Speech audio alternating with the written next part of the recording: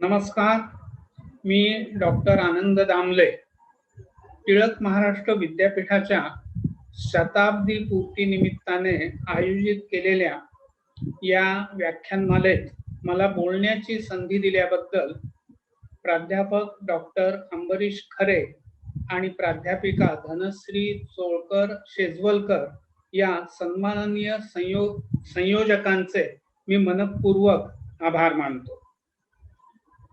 यानंतर मी माझा थोडासा परिचय करून देतोय.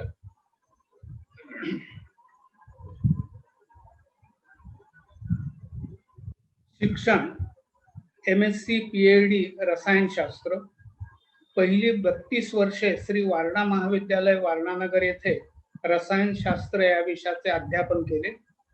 निवृत्तीनंतर 1998 ते 2013 पर्यंत कोल्हापूरमध्ये वास्तव्य. या कार्यकाळात भारतीय इतिहास संकलन समिती कोल्हापूरचे काम माझ्याकडे सोपवण्यात आले. समिती स्थापना, समिती संघटन आणि युगयुगीन करवीर इतिहास दर्शन या सुमारे 350 पृष्ठांच्या कोल्हापूरच्या सांस्कृतिक इतिहास कथन करणाऱ्या संदर्भ ग्रंथाची निर्मिती, त्यामध्ये प्रमुख म्हणून सहभाग. या ग्रंथाच्या 2 आवृत्त्या झाल्या आहेत. याच काळात भारतीय इतिहास संकलन समितीचाच एक उपक्रम म्हणून सरस्वती नदी शोध आणि बोध या पुस्तकाचे लेखन. हे माझे पहिले पुस्तक. याला पुणे मराठी ग्रंथालय या संस्थेचा कैलासवासी ह ना आपटे पुरस्कार प्राप्त झाला आहे. या पुस्तकाचे इंग्रजी आणि संस्कृत सह 14 भारतीय भाषांमध्ये भाषांतर झाले आहे. या पुस्तकाच्या 2 आवृत्त्या निघाल्या आहेत. चित्रकला हा खरा आतून आवडीचा विषय. राहून गेले असे वाटत असतानाच चक्र फिरले आणि hotel Rama international Aurangabad, Balgandharva Kaladalan Pune, Nehru centre Worli Mumbai आणि शेवटी कळस म्हणजे मार्च 2013 मध्ये जहांगीर आर्ट गॅलरी मुंबई येथे माझ्या निसर्गचित्रांची यशस्वी प्रदर्शने झाली. आयुष्याचे दुसरे पर्व संपले आणि 2013 मध्ये कायमस्वरूपी वास्तव्यासाठी माझे पुण्याला आगमन झाले. पुढे काय या ही चिंता मनात डोकावण्यापूर्वीच टिळक महाराष्ट्र विद्यापीठामध्ये MA इंडॉलॉजी या अभ्यासक्रमासाठी प्रवेश घेतला. या अभ्यासक्रमाअंतर्गत सत्र 4 प्रश्नपत्र 4 ला असलेला प्रकल्प हा पर्याय मी निवडला आणि त्यासाठी बीड या गावाचा इतिहास आणि परंपरा हा विषय निश्चित केला. आता अभ्यासक्रम पुण्यामध्ये आणि प्रकल्प बीड मध्ये अशी धावपळ सुरू झाली. सर्व यथासांग पार पडले. 15 मे 2015 ला टीमवीला हा प्रकल्प अहवाल सादर केला. यथावकाश परीक्षा झाली. प्रकल्पाला 100 पैकी 78 गुण मिळाले आणि एकूण O ग्रेड मिळाली. मी हे सर्व वयाच्या 72व्या वर्षी साध्य केले, याचे मोठे समाधान वाटते. माझ्या आजच्या भाषणाचा विषय आहे कसबा बीड, एक ऐतिहासिक नगर, तालुका करवीर, जिल्हा कोल्हापूर. आता आपण ह्या विषयाला सुरुवात करण्यापूर्वी प्रास्ताविकानंतर पुढे जाण्याआधी हा प्रकल्प यशस्वीपणे पूर्ण करण्यासाठी मला ज्या सन्माननीय व्यक्तींचे विशेष मार्गदर्शन लाभले त्यांचे छायाचित्राच्या माध्यमातून आपण प्रथम दर्शन घेणार आहोत. आपल्याला छायाचित्रामध्ये दिसतात प्रथम डॉक्टर गोबम देगलूरकर. हे माझ्या या प्रकल्पाचे माझे मार्गदर्शक होते. त्यानंतर आपल्याला जे छायाचित्र दिसते ते डॉक्टर सोनथायमर, त्यांचं जे पुस्तक आहे त्याचा हा एकूण प्रकल्प आणि अहवाल लिहिण्यासाठी मला खूपच उपयोग झाला. त्यानंतर आपल्याला उभ्या दिसतात त्या प्राध्यापक मंजिरी भालेराव, आमच्या सर्व MA इंडॉलॉजीच्या विद्यार्थ्यांचं प्रेरणास्थान असलेले. त्यानंतर मी स्वतः आहे आणि मग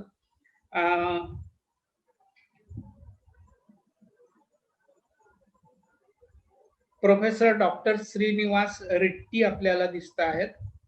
आता हा जो फोटो घेतलाय त्या संबंधी सांगतो. माझ्या आठवणीप्रमाणे डॉक्टर शोभना गोखले यांच्या प्रथम स्मृती दिनानिमित्त त्या कार्यक्रमाला डॉक्टर रेड्डी आलेले होते आणि आपल्याला तिकडं नाव दिसतच आहे की आपल्या टीमोवीच्या सेमिनार हॉलमध्ये हा फोटो घेतलेला आहे. असे हे डॉक्टर रेड्डी. त्यांच्या शेजारी आपल्याला दिसतात प्राध्यापक डॉक्टर अंबरीश खरे, माझे आवडते शिक्षक. त्यानंतर आपल्याला जो फोटो दिसतोय तो प्राध्यापक डॉक्टर पद्माकर प्रभुणे यांचा, आमचे नाणकशास्त्र या विषयाचे मार्गदर्शक. त्यानंतर उजव्या बाजूला जे छायाचित्र आपल्याला दिसतंय त्यामध्ये डाव्या बाजूला जे आहेत ते आमच्या कोल्हापूरचे मूर्तिशास्त्र आणि कोल्हापूरचा इतिहास आणि संस्कृती याचे गाढे अभ्यासक उमाकांत राणिंगा आणि त्यांच्या उजव्या बाजूला किंवा छायाचित्रात उजव्या बाजूला जे दिसतात ते श्री राजाराम वरुटे, बीडचे सुजाण रहिवासी. आणि पुढे याचा संदर्भ येणार आहे आणि आपल्याला त्यांच्या हातामध्ये जे दिसतात जे दोन शिलाखंड आहेत त्या शिलाखंडावर कोरीव लेख आहे. याचबरोबर ज्यांची छायाचित्रे नाहीत अशा 2-3 व्यक्तींचा उल्लेख करणे मला आवश्यक वाटते.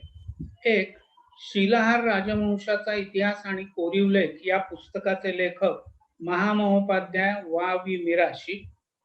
तसेच झाकले माणिक बीड या लेखाचे लेखक यशवंत शिराळकर.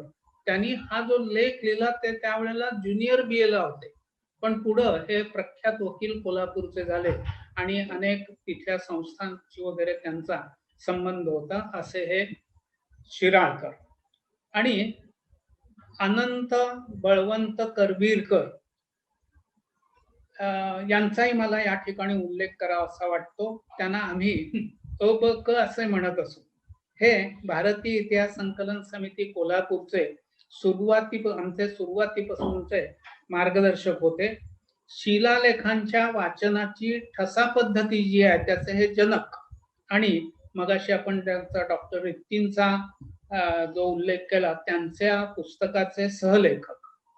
या सर्वांचे ऋण मान्य करून, या सर्वांना विनम्र अभिवादन करून कसबा बीड एक ऐतिहासिक नगर या माझ्या भाषण विषयाकडे मी वळतो.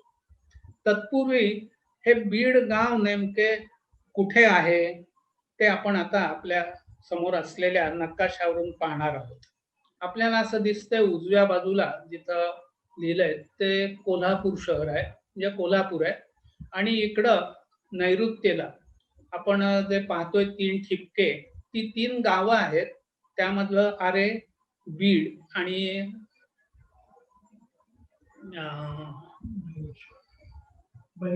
हा, तर ही 3 गावं आपल्याला दिसतात. या 3 गावं आता जरी वेगवेगळी दिसत असली आणि त्यांचा आता ग्रामपंचायती वगैरे जरी वेगळ्या असल्या तरी 800 वर्षापूर्वी हा सगळा जो परिसर आहे तो बीड ह्या राजधानीचा असा परिसर आहे. तर आपला सगळं हे जो प्रकल्प आहे तो ह्या 3 गावाभोवती असा फिरणारा असा आहे. आता आपण हा जो सगळा प्रकल्प आपण घेतलेला आहे त्या प्रकल्पाचा आराखडा आपल्याला या ठिकाणी दिसतो. त्यातला पहिला भाग जो आहे तो म्हणजे अभिलेखातून समजलेले किंवा अभिलेखातून उलगडलेले बीड. दुसरा जो आहे ते बीड मधील मंदिरे आणि इतर पुरावशेष. तिसरा जो भाग आहे तो विरगळ आणि सतीशिळा यांचा आहे आणि शेवटचा जो भाग आहे तो बीड मधील सुवर्ण नाणी असा आहे. आता आपण यामधील जो पहिला भाग आहे त्याच्याकडे वळूया. तो भाग म्हणजे असा की अभिलेखातून समजलेले बीड.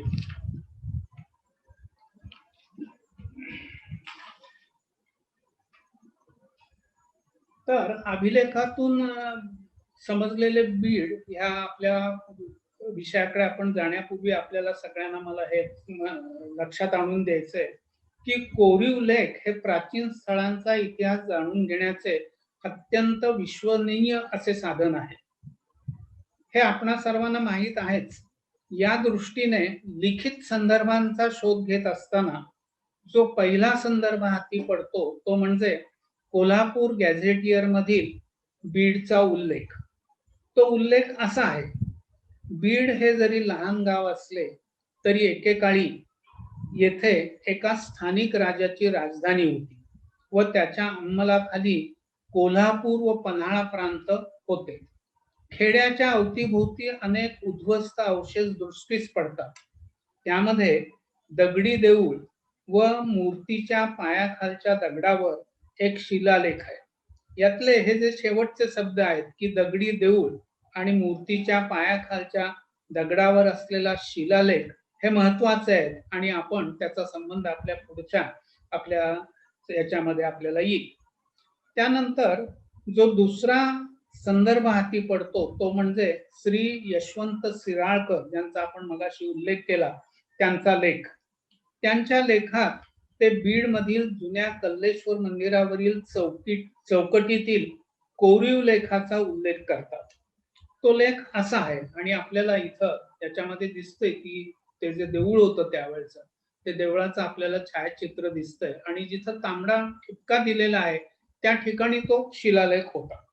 तो शिलालेख असा आहे, जयसिंह राजाच्या हत्तीवरील सेनापती मरण पावलेला असून त्याचे स्मरणार्थ हे देवालय बांधलेले आहे.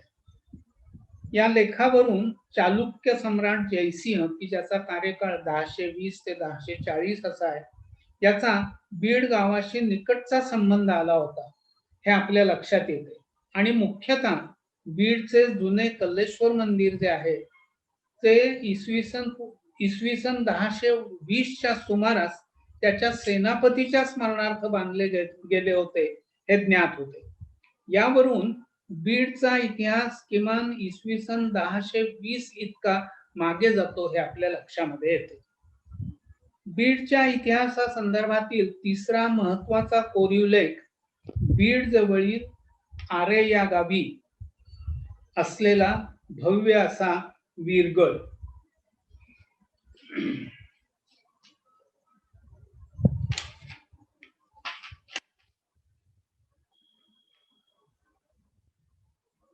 आता आपल्याला हा वीरगळ या ठिकाणी समोर दिसतोय आणि मी ज्या लेखाचा उल्लेख केला तो लेख इथे हे जो तांबडी खून आपण दाखवून सर्कल किंवा केलेला आहे तिथं तो लेख आहे.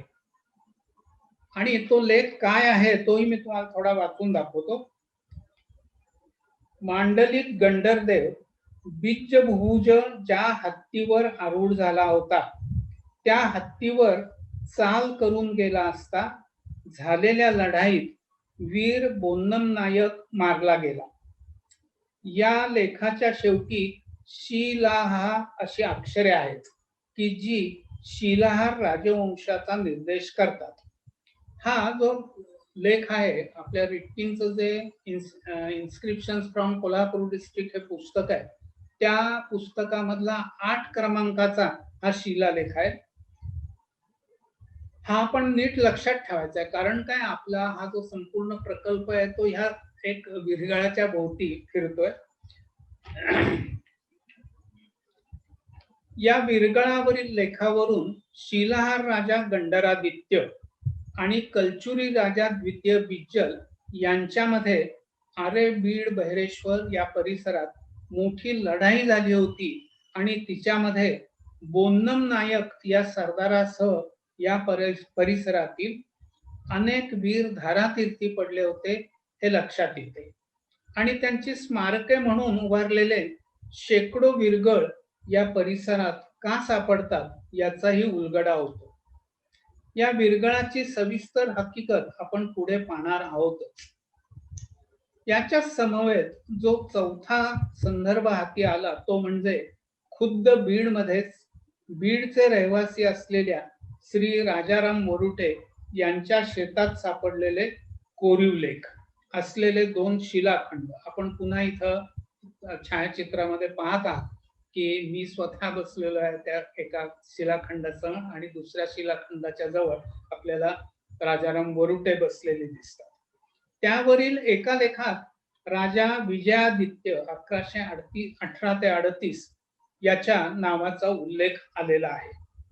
या सर्व शिलालेखीय पुराव्यांवरून गंडरादित्य, त्याचा पुत्र विजयादित्य आणि त्याचा पुत्र द्वितीय भोज म्हणजे 1118 ते 1212 अशा सलग 100 वर्षाच्या कार्यकाळात या शिलाहार राजांचा बीडशी राजा आणि प्रजा असा घनिष्ठ संबंध आला होता असे आपल्या लक्षात येते. बीडचा इतिहास जाणून घेण्याच्या दृष्टीने ही मोठीच उपलब्धी आहे असे मला वाटते.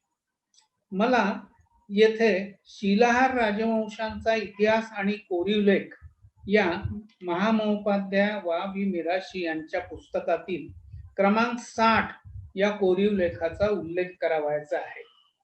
हा लेख शिलाहार राजा द्वितीय भोज मगाशी आपण ज्याचा वरती उल्लेख केला याचे कशेळी दानपत्र म्हणून प्रसिद्ध आहे. त्याचा काळ 1191 असा आहे. हा ताम्रपट असून त्याचे 3 पत्रे आहेत. हे एका कडीत अडकविलेले असून त्या कडीला गरुड मुद्रा जोडलेली आहे. यावरून शिलाहार राजांच्या मुद्रेवर गरुड चिन्ह होते हे आपल्या लक्षात येते. याचा संदर्भ बीडमध्ये सापडणाऱ्या सुवर्ण नाण्यांशी कसा आहे हे आपण पुढे पाहणार आहोत.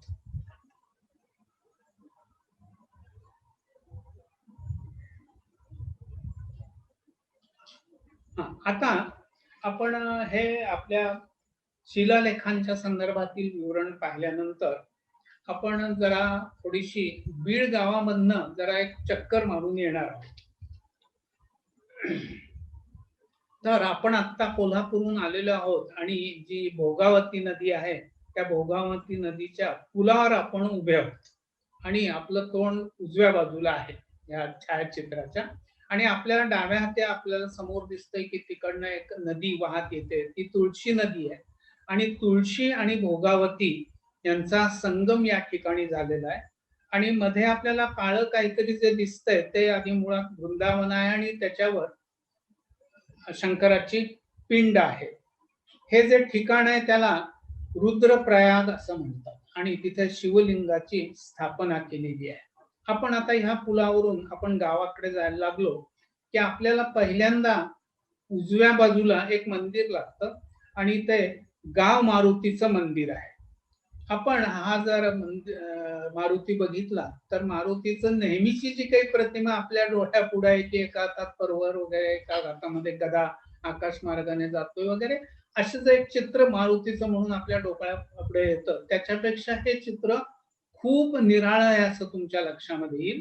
तुम्हाला असं लक्षात येते की त्याचा जो उजवा हात आहे तो एक थोबाडीत मारून देईन किंवा एक दिन थोबाडीत असं आपण आविर्भाव जो करतो तशा प्रकारचा तो हात आहे. त्यानंतर आणखीन पुन्हा तुम्ही नीट निरीक्षण केलं तर तुमच्या असं लक्षात येते त्याच्या पायाखाली कोणीतरी आहे आणि हे जे पायाखाली कोण आहे ती राक्षसी आहे.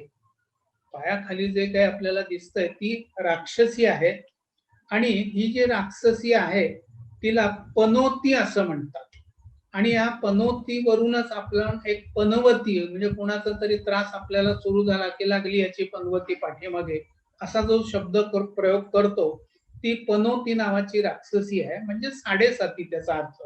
आणि या 7.5 पासून गावाचा रक्षण करणारा जो मारुती तो गाव मारुती आणि म्हणून हे देऊळ हे गाव मारुती म्हणून प्रसिद्ध आहे. आणि मी मगाशी सांगितल्याप्रमाणे की ही जी काही हनुमंताची प्रतिमा आहे ती निराळी आहे आणि म्हणून हा गाव मारुती आणि ही प्रतिमा आणि हे शिल्प हे दुर्मिळ असं मानलं जातं.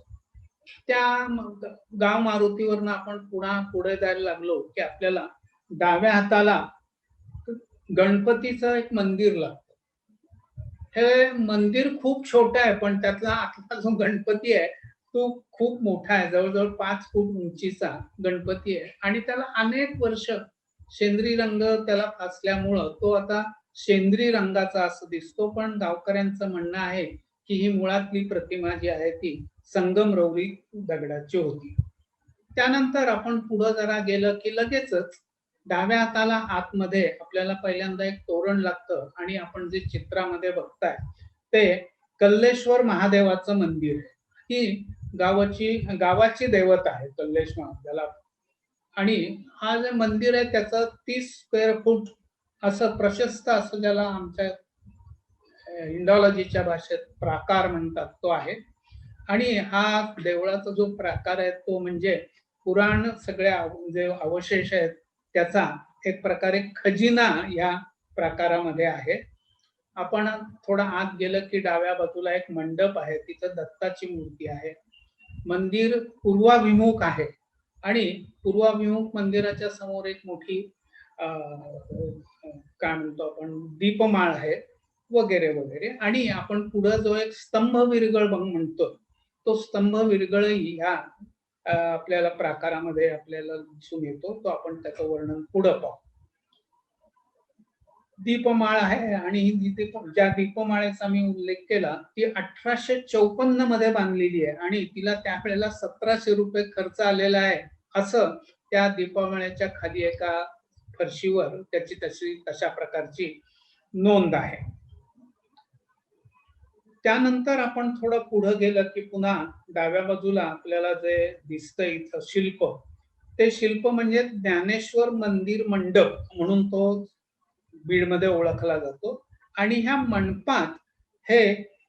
मंडपामध्ये प्राचीन भव्य असे गजलक्ष्मीचे पाषाण शिल्प आहे. याचं मूळ स्थान हे इथं नाहीये. मूळ जिथे कुठे सापडलं तिथून हे शिल्प या ठिकाणी दिसतंय. अत्यंत सुंदर कोरीव आणि ठसठशीत अशा प्रकारचं हे शिल्प आहे. आणि आपण जर निरीक्षण केलं तर गावकरी याला भावेश्वरी असं म्हणतात.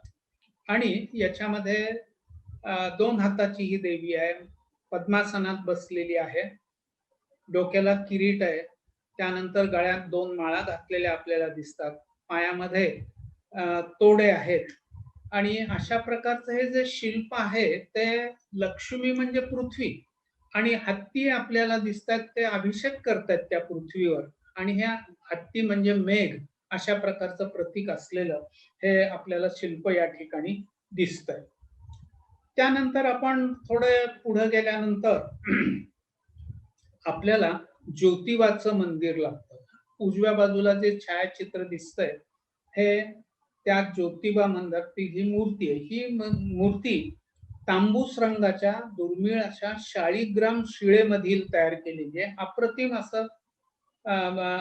अशी भैरव मूर्ती. म्हणजे याला जरी आपण आता ज्योतिबा म्हटलं तरी मूर्तीशास्त्राच्या अभ्यासकांच्या नुसार हे ज्योतिबा नसून ही भैरवाची मूर्ती आहे. पण आमच्या कोल्हापूर भागात एकूण ज्योतिबाचं महात्म्य असल्यामुळं हा बीडचा ज्योतिबा म्हणूनही प्रसिद्ध आहे. त्यानंतर आपण मगाशी बघितलं त्या जुन्या कल्लेश्वर मंदिराकडे येतो.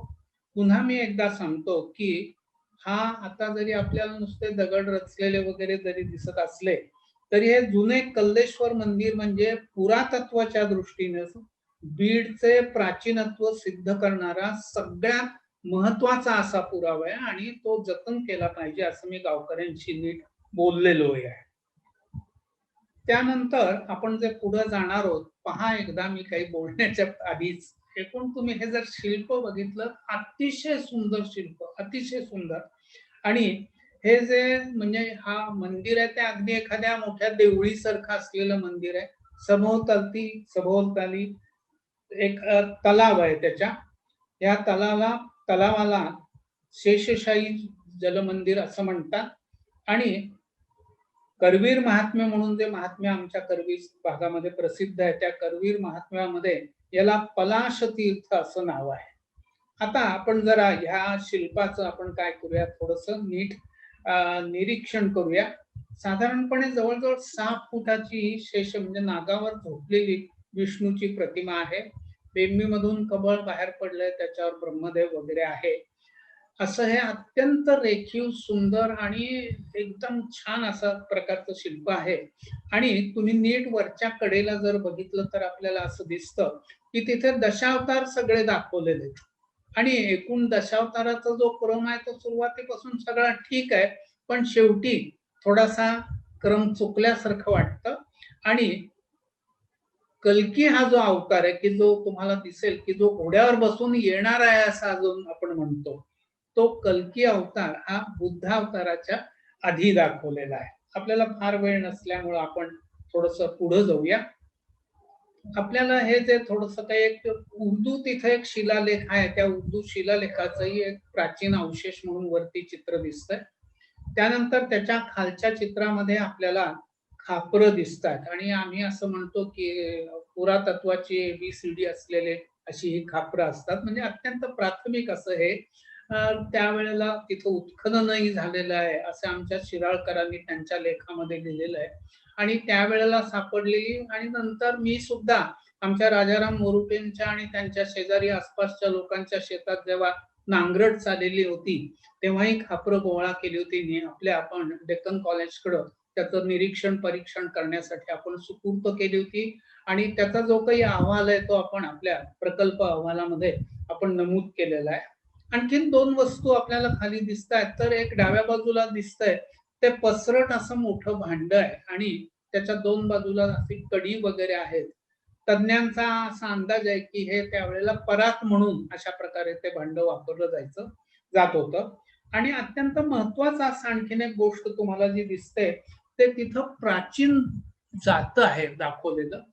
हे काही मी पाहिलेलं नाहीये प्राचीन जातं तिथं, पण ह्या प्राचीन जात्याचा उल्लेख स्टडीज इन इंडियन हिस्ट्री या पुस्तकात श्री मोरेश्वर दीक्षित यांनी भारतातील दळणाची जाती या अभ्यासपूर्ण लेखामध्ये त्यांनी तो उल्लेख केलेला आहे. त्या पुस्तकात हे छायाचित्र आहे. हे छायाचित्र मी त्या पुस्तकामधून घेतलेलं आहे. तर हे असे आणखीन आपल्याला अवशेष या ठिकाणी दिसतात. आता हे सगळं आपण बघितलं. हे बघितलं जरी असतं तरी मला त्याच्याबद्दल असं वाटतं की हे याच्यात बघून समजून घेण्यापेक्षा तिकडं प्रत्यक्ष जाऊन बीडला ही अनुभवण्याची गोष्ट आहे. तेव्हा आपण कधीतरी तुम्हाला सवड मिळेल तेव्हा बीडला एक सहल आयोजित करायला हरकत नाही. तू फोन केलीस? आता आपण बीड मधील वीरगळ आणि सतीशिळा हा जो आपल्या प्रकल्पाचा तिसरा भाग आहे त्या तिसऱ्या भागाकडे आपण आता निघालो. आपल्याला स्क्रीनवर आता एक जे काही दिसत आहे तो वीरगळ आहे. आधी मुळात वीरगळ कशाला म्हणतात ते मी तुम्हाला सांगतो. युद्धभूमीवर वीरगती प्राप्त झालेल्या व्यक्तीच्या स्मरणार्थ उभारलेल्या वैशिष्ट्यपूर्ण अशा दगडी स्मारकाला किंवा दगडी शिल्पाला वीरगळ असे म्हणतात. वीरगळ जो आहे त्याचं चित्र आपल्या पुढे आहे आणि आपल्याला दिसतंय की सर्वसाधारणपणे त्याच्यावर 3 चौकटी असतात. काही यांच्यावर 4 मग पुढे 5 वगैरे चौकटी असलेले सुद्धा वीरगळ आहेत. पण आपल्या आता जो स्क्रीनवर दिसतोय तो वीरगळ हा 3 चौकटींचा आहे. आपण जर नीट निरीक्षण केलं तर खालच्या चौकटीमध्ये आपल्याला एक युद्ध प्रसंग दिसतो. मी मुद्दाम तुम्हाला हा युद्ध प्रसंग नीट निरीक्षण करा की आणि आणखीन एक ह्याच्यामध्ये असं असतं की डाव्या बाजूला असतो तो नेहमी वीर असतो आणि उजव्या बाजूला जे कोणी दाखवलेला असतो तो शत्रू असतो. इथं आपल्याला असं दिसतंय की डाव्या बाजूचा जो वीर आहे तो पायीच आहे आणि जो शत्रू आहे तो मात्र हत्तीवर आहे आणि एकूण लढाई थोडी विषम आहे असं वाटतं की वीर म्हणजे पायीच चाललेला आहे आणि त्याचा जो शत्रू आहे तो मात्र हत्तीवर आहे. पण इथं आपल्याला असं लक्षात असं येईल की त्या वीरगळ तयार करणाऱ्यांना शिल्पकारानं त्या वीराचा हौतात्म्य आपल्या लक्षामध्ये यावं म्हणून वीर मोठा दाखवलाय आणि हत्ती लहान दाखवलेला आहे. ही पहिली चौकट झाली. जनरली जी दुसरी चौकट असते हा वीर जो आहे त्याला वीर मरण आलेला असतो आणि ह्या वीराला स्वर्गाला घेऊन किंवा म्हणा कैलासाला घेऊन जाण्यासाठी 2 अप्सरा आलेल्या आपल्याला या ठिकाणी दिसतात. मध्यभागी वीर आहे आणि 2 आहेत ज्या 2 बाजूला त्या अप्सरा आहेत. आणखीन एक आपण इथं गोष्ट लक्षात घेण्याची ही आहे की आता उदाहरणार्थ तुम्ही जर डाव्या बाजूची अप्सरा बघितली तर तिच्या हातामध्ये काहीतरी आहे ते काहीतरी आहे म्हणजे तो चौरी आपण ढाळतो जी ती वारा घालण्याची ती चौरी आहे, इकडच्याही ह्याच्यामध्ये आहे. तर ह्या दोन स्वर्गीय अप्सरा येऊन ह्या वीराला आता कैलासाला घेऊन चाललेल्या आहेत. अशा प्रकारचं दृश्य हे आपल्याला दुसऱ्या चौकटीमध्ये दिसतं. त्यानंतर आपण तिसरी चौकट बघितली की आपल्याला असं दिसतंय की डाव्या बाजूला तो वीर आहे, नमस्कार आसनात बसलेला आहे आणि तो शंकराच्या म्हणा किंवा कैलासाच्या याचं सान्निध्यामध्ये त्याच्यामध्ये त्याचं हे करण्यामध्ये मग्न झालेला आहे. उजव्या बाजूला आपण विशिष्ट अशी पगडी वगैरे घातलेला आपल्याला पुरोहित दिसतोय.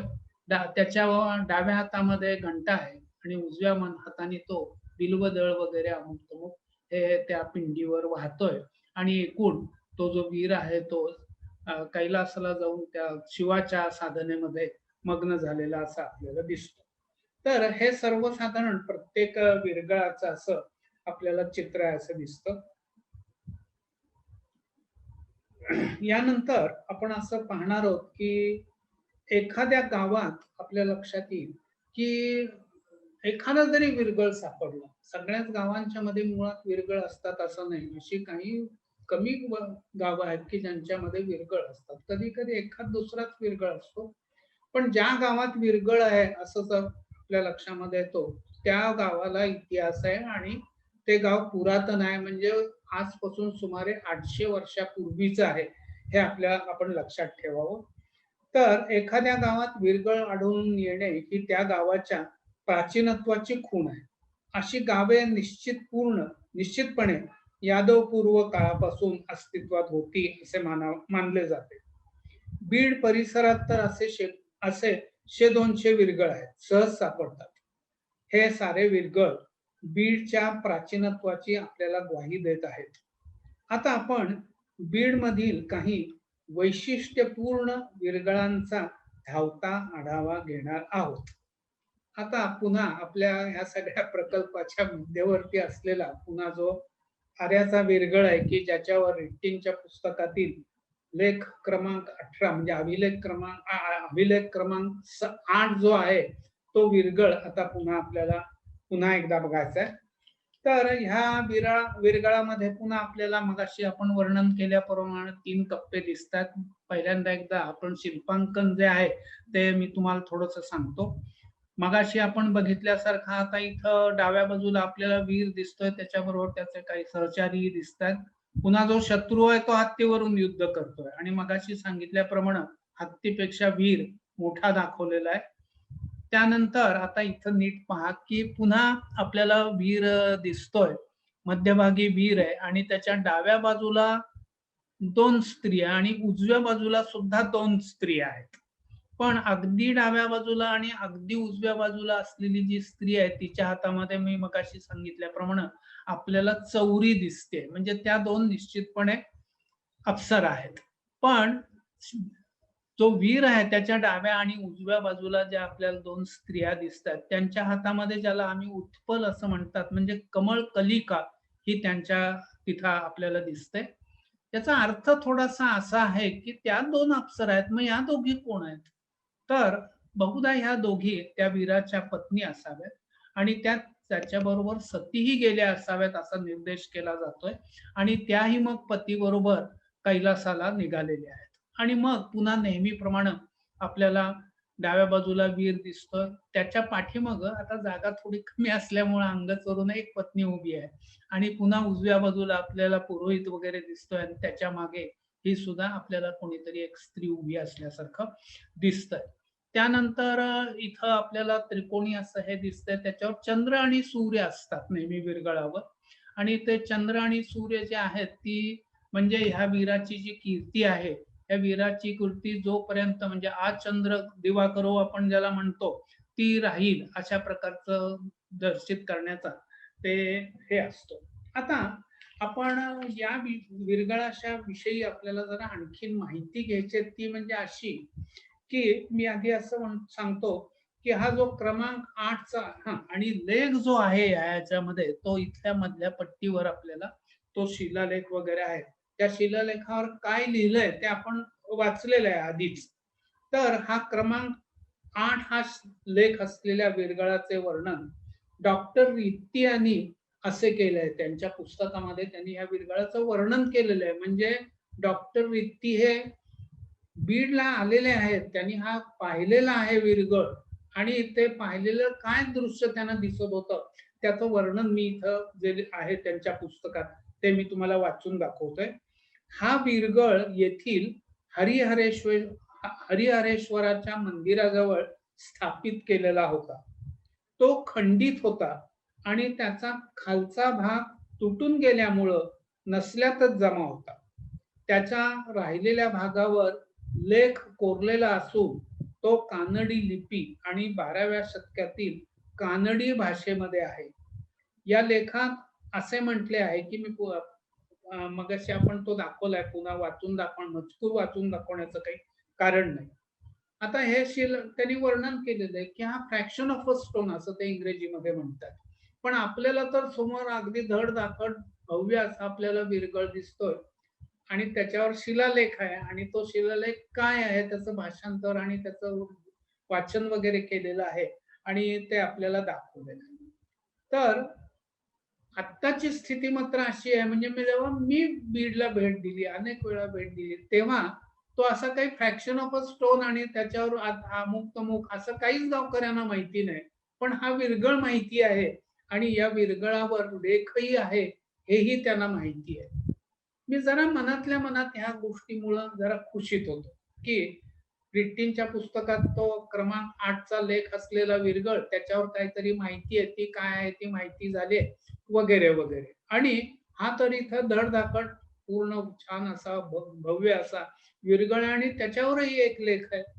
मग हा लेख त्या लेखाचं जर वाचन झालं तर आपल्याला बीडच्या संबंधी आणखीन काहीतरी नवीन माहिती मिळण्याची शक्यता आहे आणि म्हणून मी थोडासा खुशीत होतो. मग पुढे असं लक्षात आलं की आपल्या डॉक्टर अंबरीश खरे यांचं काहीतरी रिट्टींशी म्हणजे काही व्यवहार म्हणजे बोलणं चालणं वगैरे असं होत असतं आणि म्हणून एके दिवशी आम्ही असं केलं की ईमेलच्या माध्यमातून या विरगळाचं आणि त्यावरील लेखाचं छायाचित्र डॉक्टर रित्ती यांच्याकडे पाठवून दिलं आणि आश्चर्य असं म्हणजे आज संध्याकाळी पाठवलंय तर उद्या सकाळी त्यांचा ईमेल डॉक्टर अंबरीश खरे यांना आला आणि ते म्हणतात की लेख शब्दन शब्द आणि अक्षरन अक्षर सारखा आहे. म्हणजे तो फ्रॅक्शन ऑफ अ स्टोन त्यांनी जो म्हटला त्या विरगळावरचा लेख आणि या धडधाकट पूर्ण असलेल्या विरगळावरचा लेख हा शब्दन शब्द आणि अक्षरन अक्षर सारखा आहे. मग पुन्हा म्हणजे मी थोडासा खट्टू झालो की हरीच्या याच्यावर काहीतरी नवीन माहिती वगैरे काही नाही. मग आम्ही थोडं गप्प बसलो. पण पुढे असं झालं की पुढे 9 एप्रिल 2015 रोजी डॉक्टर अंबरीश खरे यांना डॉक्टर रित्ती यांनी आणखीन एक ईमेल पाठवून हा विरगळ आणि त्या लेखासंबंधी आपले विचार कळविलेले होते. त्यांचे ते विचार असे आहेत. मी जेव्हा आरेगावाला भेट दिली तेव्हाची स्थिती आता स्पष्टपणे आठवणे अशक्य आहे. पण आम्ही जे पाहिले, आता इथं जे ते आम्ही जे पाहिले म्हणून म्हणतात ना, ते मी मगाशी आपल्याला सांगितलेले जे आमचे करवीरकर ते, कारण काय ते शिलालेख वाचण्यामध्ये आणि त्याचा ठसा वगैरे घेण्यामध्ये वाकबगार होते. तर आम्ही म्हणजे ते आणि हे. पण आम्ही जे पाहिले तो शिळेचा एक भाग होता आणि त्यावर अपुरा अभिलेख होता असे अस्पष्टपणे आठवते. मी दर्शविल्याप्रमाणे कदाचित तिचा खालचा भाग जमिनीत गाडला गेला असावा. पूर्ण विरगळाचे फुटलेला शिळाखंड म्हणून वर्णन करण्याची चूक मी केली असेल असे मला वाटत नाही. एकाच मजकुराचे 2 किंवा अधिक लेख अस्तित्वात असणे हे काही दुर्मिळ नाही. परंतु एकाच नमुन्याचे 2 विरगळ आणि लेखामधील ओळण ओळ समान असणे शक्य नसते. मला अशी गोष्ट कधीच आढळलेली नाही. माझे अनुमान बरोबर असावे असे दिसते. पण आता तो विषय विचारात घेण्याची गरज नाही. संपूर्ण विरगळ प्रकाशात आला आहे आणि या शोधाचे श्रेय तुमचे मित्र डॉक्टर दामले यांच्याकडे जाते. या शोधाचे ते पुढे म्हणतात की या शोधाचे महत्व असे आहे की त्यामध्ये राजा बिज्जलाचे शिल्पात्मक रूप आले आहे. या ओळीचा अर्थ असा आहे की तो राजा आहे आणि त्याचे शिल्पात्मक रूप, त्यावेळेस काही कॅमेरा नव्हता, पण तो राजा ज्यांनी कोणी पाहिलाय त्याचं ते शिल्पात्मक रूप त्यांनी प्रत्यक्ष या विरगळावर कोरलेलं आहे. तर शिल्पात्मक रूप आहे. त्यातला वेधक भाग असा की इतर संशोधन साधनातूनही तो रणांगणात हत्तीचा वापर करत असे समजलेले आहे. दुसऱ्या एका विरगळावर असाच विषय आहे आणि तो हत्तीच्या पाठीवर बसलेला दाखवलेला आहे, पण त्याचा संदर्भ वेगळा आहे.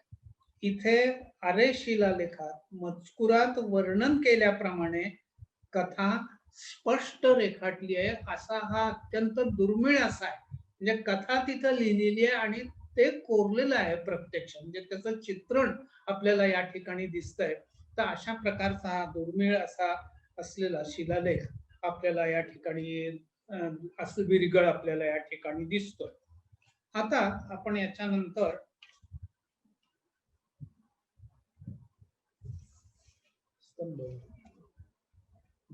यानंतर आपण आता स्तंभ विरगळाकडे जातो आहोत. तर मगाशी हा विरगळ नुसता विरगळाचं चित्र म्हणून, स्तंभ विरगळ म्हणजे आधी काय ते सांगतो की चौकोनी स्तंभ असतो. या चौकोनी स्तंभाच्या चारी बाजूना हे असं या प्रकारचं कोरीव काम केलेलं असतं. मगाशी अगदी डाव्या बाजूचं जे अंकन आहे ते अंकन मी आपण पाहिलेलं आहे. तसं आणखीन ही दोन अंकन आहेत, काही विशेष फरक असा नाही, पण तरी सुद्धा जे मधलं अंकन आहे त्या ह्याच्यात पुन्हा आता आपल्याला वीर वगैरे दिसतोय आणि घोडा आहे, शत्रू जो आहे तो घोड्यावर बसलेला आहे, असं पुन्हा थोडस विषम असं हे आहे. आणि ह्या युद्धामध्ये तो वीर त्याला वीर मरण आलेलं आहे. आणि मधला जो कॉलम आहे किंवा मधली जी चौकट आहे त्या चौकटामध्ये आपल्याला जरा एक विशेष असं काहीतरी गोष्ट दिसते. त्याला ह्या विरगळांच्या भाषेमध्ये स्वर्गीय वाहन असं म्हटलं जातं, की हा असा स्वर्गीय वाहनात घेऊन, बाकी मग त्याच्या दोन बाजूला आपल्याला ह्या दिसतात काय अप्सरा दिसत आहेत, पण हा स्वर्गीय वाहन त्याला तिकडं कैलासाला घेऊन झाला आलेला आहे. याचा अर्थ असा होतो की हा जो विरगळ आहे तो कोणीतरी मातब्बर अशा व्यक्तीचा असला पाहिजे. पुन्हा मग आपल्याला तिसरी जी चौकट आहे त्या चौकटीत डाव्या बाजूला वीर आणि उजव्या बाजूला पुन्हा आपल्याला पुरोहित असलेला दिसतोय.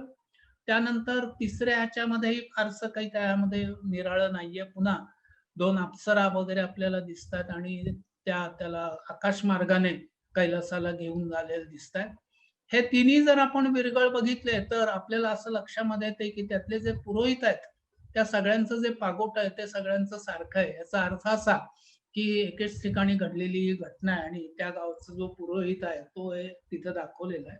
त्याचा चौथा जो भाग आहे तो दाखवला नाहीये. याचं कारण असं की मगाशी सांगितलं कल्लेश्वर मंदिर जे आहे त्याच्या पुढं जो हे आहे दीपमाळ आहे, त्या दीपमाळ्याच्या चौथऱ्याच्या ते इतकं जवळ हा जो विरगळ आहे तो काय केलेला आहे म्हणून आपण स्थापन केलेला आहे.